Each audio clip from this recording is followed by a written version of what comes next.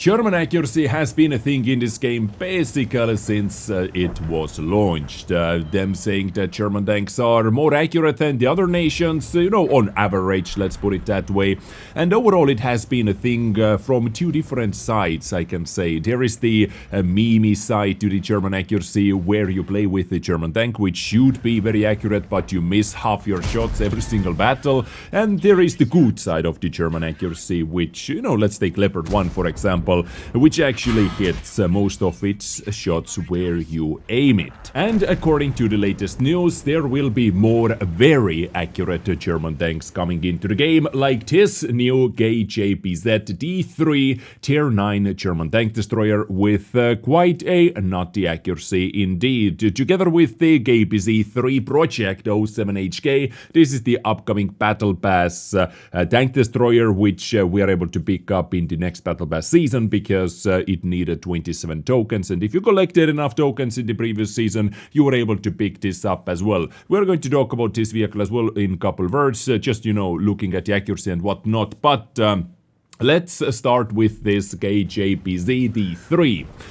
Which is in the Supertest right now, so keep in mind the characteristics are not final and are subject to change as always. They released first information about this vehicle roughly 1 week ago with 420 alpha damage or 515 with high explosive. It has AP as standard round and APCR as premium round. AP standard penetration 268, premium APCR 326 and 65 with high explosive. So quite a nice 420 alpha, just like on Leopard 1 for example. And overall this seems to be like Leopard 1, but AP as the standard penetration or standard round over here.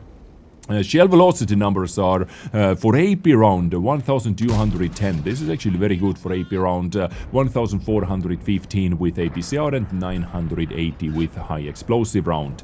Now reload time over here is actually the first reload time they announced this vehicle with 11.5 seconds and 5.22 rounds per minute, but this has actually already been buffed a bit. Just a couple days after releasing the first information, we received this right over here with 100% crew. This is the comparison with 100% crew. The previous ones were just the soft vehicle stats. So gun reload time from 11.26 seconds down to 10.47 seconds, which made the rate of fire from 5.33 up to 5.73, meaning slightly under 200 extra DPM from 2.2k up to 2400 damage per minute from this gun. Now it doesn't have any siege modes or anything like that, just raw accuracy, what you have available all the time, and a standard cyclic gun or the single shot gun.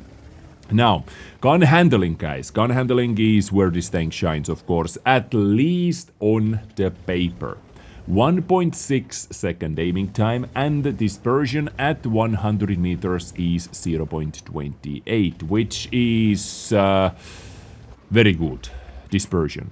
You can boost the dispersion down to, let's say, 0.24 around that area if you use, let's say, improved aiming unit, for example.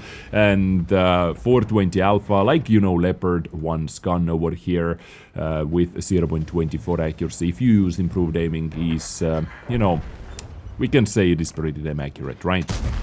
Minus 7 degrees of gun depression, 12 degrees of gun elevation. Gun elevation is actually very limiting, I would say so.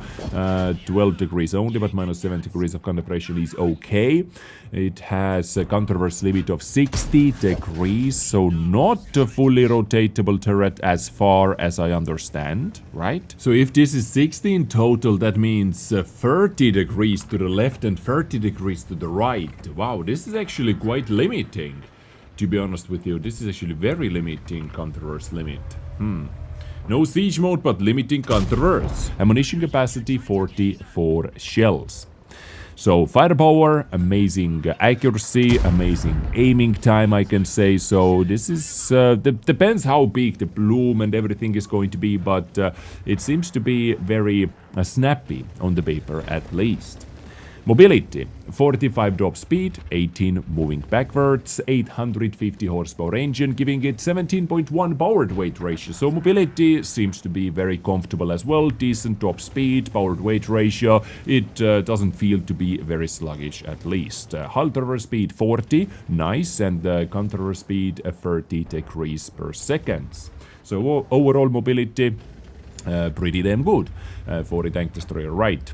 Survivability, 1650 hit points, hull armor 30, 30, 30, turret 40, 40, 40, so basically a class cannon.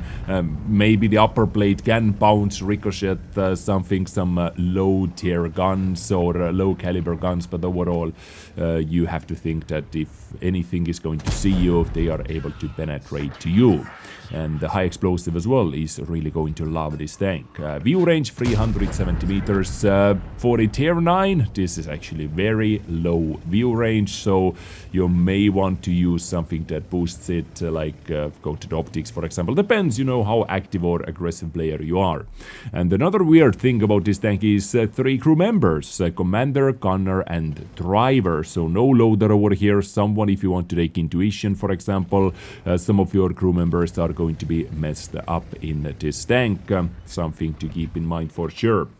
But yeah, KJPZ T3 seems to be just super accurate German tank destroyer with a decent mobility and what was that, 2400 base DPM right now at least, which of course you can boost it, let's say around 3000 ranges, and accuracy is going to be very juicy as well. So what do you think about that? Excited about this? Not excited. It doesn't have any gimmicks like siege modes or anything. It just has very good accuracy right from the get-go. Want to have it? Where is it going to be? Well, right now nobody knows. Is it next year's Battle Pass tank? Is it some kind of a reward vehicle? Is it a premium tank? Only time will tell. But while we are on the topic of German tank destroyers and very accurate German tank destroyers, let's take a quick peek over at the KJPZ 3 Projekt 07HK as well. This is the upcoming Battle Pass tank, which everybody is able to play who have enough tokens or who saved up enough tokens from the current season. From the current season, if you're not picking up, let's say, BZ58, for example, which I didn't. I actually picked up the bounty equipment unit for the tokens, and now just waiting for the next season to get enough tokens to buy this tank before the BZ58, because this one is a little bit different, especially compared to the KJPZ, definitely, because this tank actually has a siege mode. Now, outside siege mode, as we can see, it has quite a nice DPM, 3300 stock DPM, which you can boost. Let's say, let's put gun rammer on it, 3700 already. Let's put food on it as well, 3900 already. Let's add brothers in arms, and boom, we are at 4000 DPM. Or if you use let's say the bounty rammer, you are getting over 4000 DPM just like that over here. And this is the DPM outside siege mode. This is the travel mode, so-called, where you have the best mobility, 65 top speed, 25 moving backwards, but you can see that your gun handling is honestly not the best. So let's actually mix this up over here. Let's put where do we find it? This one, bounty aiming on it. So you can see that outside the siege mode, it has a lot longer aiming time. It has quite decent accuracy, actually, 0.30, right? 4000 DPM and everything. But if we switch to the siege mode, the 5.34 second reload time for 360 alpha damage goes up to 7.46. From 4000 DPM down to 2894 damage per minute. But look at that dispersion, ladies and gentlemen. Aiming time 1.38, dispersion 0.21. Pretty nutty. And I'm going to show you this dispersion value compared to the STRV as well, for example. But As we know, in STRV you have very poor mobility inside the siege mode, but this tank actually gets some mobility. I think this is where the trade happens. You get a lot better mobility inside the most accurate mode on the vehicle. You get 20 top speed, 80 moving backwards. This is actually workable, you know, in most of the situations or positions, but you lose a lot of DPM. Now, in STRV, for example, you do not lose any DPM, you just lose a lot of mobility, but you gain that good gun handling.